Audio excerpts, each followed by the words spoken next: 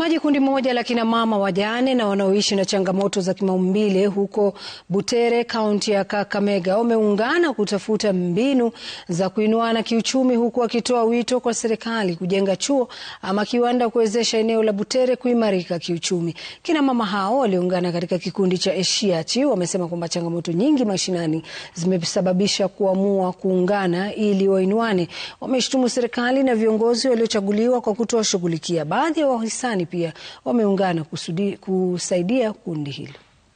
Wale ambao wenye wako kwenye uongozi kwa ngazi ya juu na hapa chini, tukuje pamoja kama stakeholders, tukae pamoja ili tuanze kusukuma, hata kama tunaweza pata KMTC ama university hapa Butere, ndio tuone kwamba tunaweza pata hao watu wetu wapate venye wanaweza generate pesa yao, wapate ka income kupitia kwa biashara zao.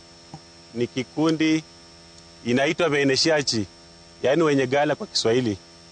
Sisi tuliamua kujikusanya pamoja na wamama mostly wajane, wengine wajiwezi, wengine hawezi weka 3 meals per day. That's why tuliamua tukae pamoja, tuwesemezane na tuweze kuweka mahali tutafute mahali kama miradi, tunaweza weka mahali ili tuweze kusaidiana.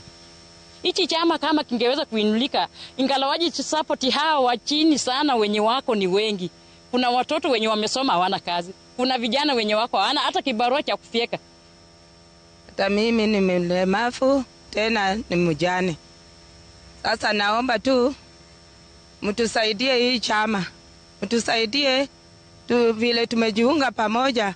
Tupata hata mimi kuna madudu jigas. Kila siku zinanikula. Sipati usaidizi. Nikienda huko nikiomba hata msaada ati wanitengenezee kwa nyumba hawezi kunitengenezea.